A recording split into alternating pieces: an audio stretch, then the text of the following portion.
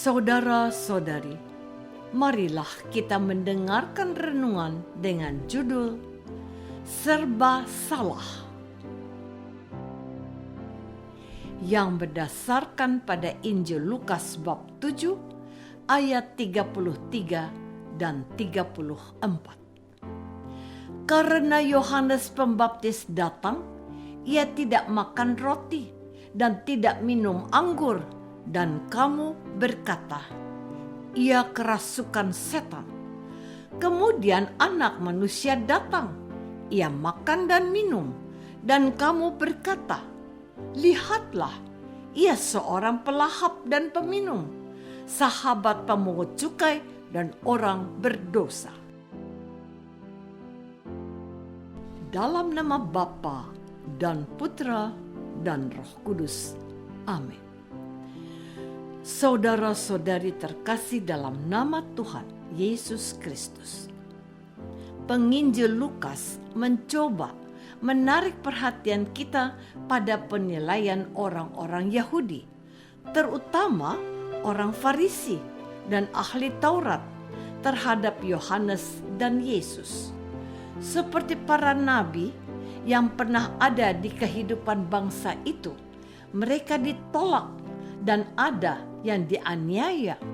Demikian baik Yohanes maupun Yesus mendapat perlakuan. Yohanes seorang pertapa. Itulah sebabnya ia tidak minum anggur. Ia puasa makan roti. Tetapi dia dikatakan orang yang kerasukan setan. Yesus yang makan dan minum disebut tukang makan atau pelahap. Ia bukan nabi karena bergaul dengan para pendosa, termasuk para pemungut cukai. Satu kalimat tentang sikap mereka terhadap Yohanes dan Yesus adalah serba salah. Di hadapan orang yang sok suci dan menganggap diri sebagai penjaga kebenaran, Yohanes bukanlah sosok yang patut dikagumi. Yesus menajiskan diri dengan bergaul dan menerima orang berdosa. Saudara-saudari terkasih, mereka memperlakukan mereka seperti itu karena Yohanes mengecam kepura-puraan hidup mereka sebagai pemuka agama Yahudi.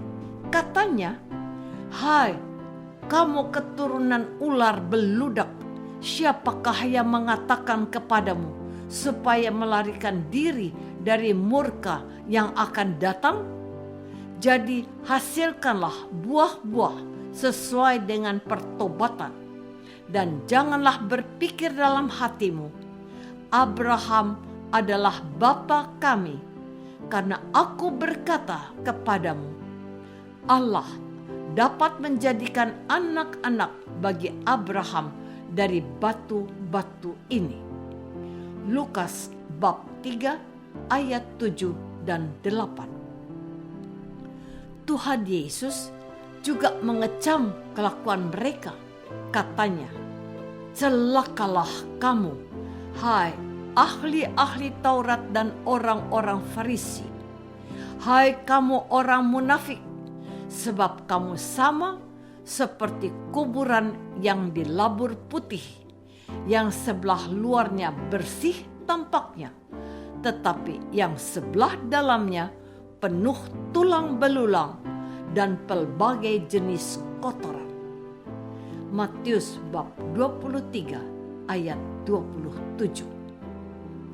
Kepada mereka itu, Tuhan Yesus menegaskan kehadirannya di antara orang berdosa dan para pemungut cukai.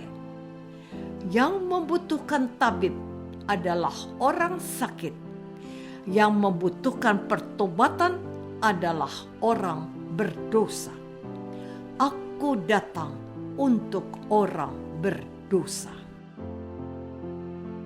Saudara-saudari terkasih, Yohanes Pembaptis adalah putra Sakaria. Dia adalah nabi terakhir yang datang untuk mempersiapkan kedatangan Mesias, Anak Allah. Dia adalah Yesus, putra Maria, wanita sederhana dari Israel.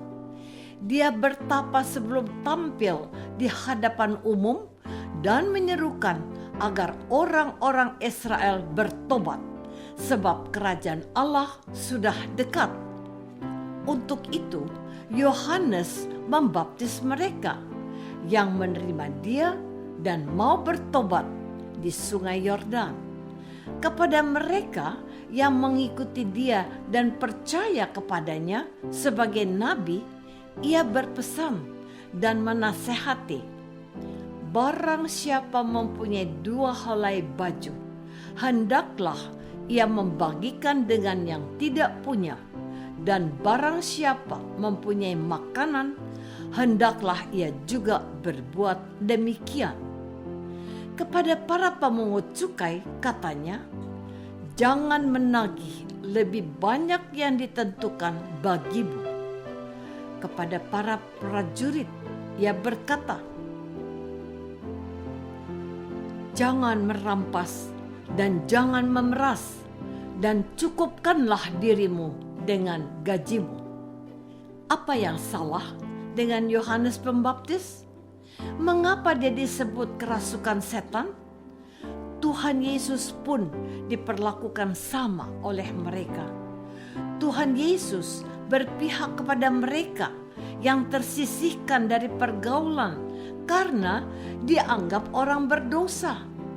Ia bergaul dengan orang-orang Samaria yang memiliki hati yang mencintai Allah. Tetapi orang Yahudi tidak bergaul dengan mereka. Apa ada yang salah dengan Yesus? Mengapa dia disebut pelahap dan sahabat orang berdosa? Yohanes dianggap salah dan Yesus disebut sesat dan bertindak atas nama penghulu setan, yaitu Beelzebul. Saudara-saudari terkasih, pertanyaannya, siapa yang kerasukan setan dan siapa yang pelahap dan sesat?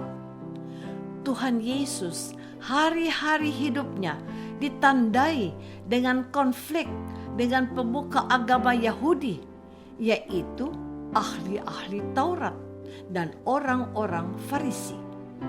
Mereka mencobai Yesus, seolah-olah Yesus tidak mengerti apa yang diajarkan oleh hukum Taurat. Mereka mengatakan Yesus tersesat karena bergaul dengan orang berdosa, sementara mereka merasa dirinya benar dan suci. Kepada mereka, Tuhan Yesus mengajarkan bahwa Allah itu Bapa yang baik hati, yang menghendaki semua orang diselamatkan. Pertobatan orang berdosa mendatangkan sukacita bagi para penghuni surga.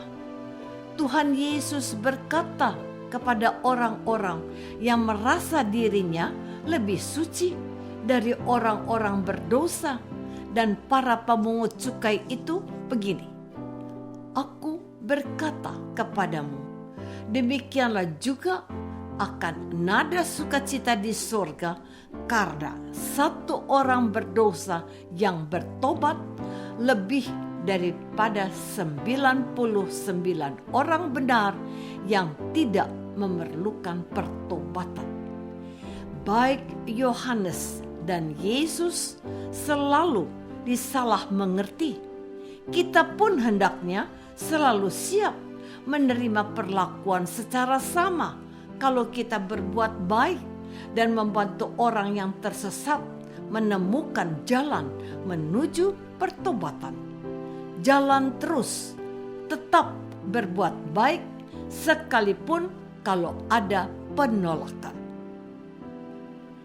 Apakah kita menjadi ciut hati dan tidak bersemangat mewartakan Yesus kalau ditolak? Marilah kita berdoa. Bapa yang maha baik, Berilah kami kekuatan dan semangat untuk memperjuangkan nilai-nilai kasih dan kebenaran yang diajarkan Yesus dalam hidup kami. Teguhkanlah hati kami untuk selalu setia menaati firman-Nya, karena Kristus Tuhan kami. Amin. Semoga kita semua selalu dinaungi dan dibimbing oleh berkat Allah yang Maha Kuasa, dalam nama Bapa dan Putra dan Roh Kudus. Amin.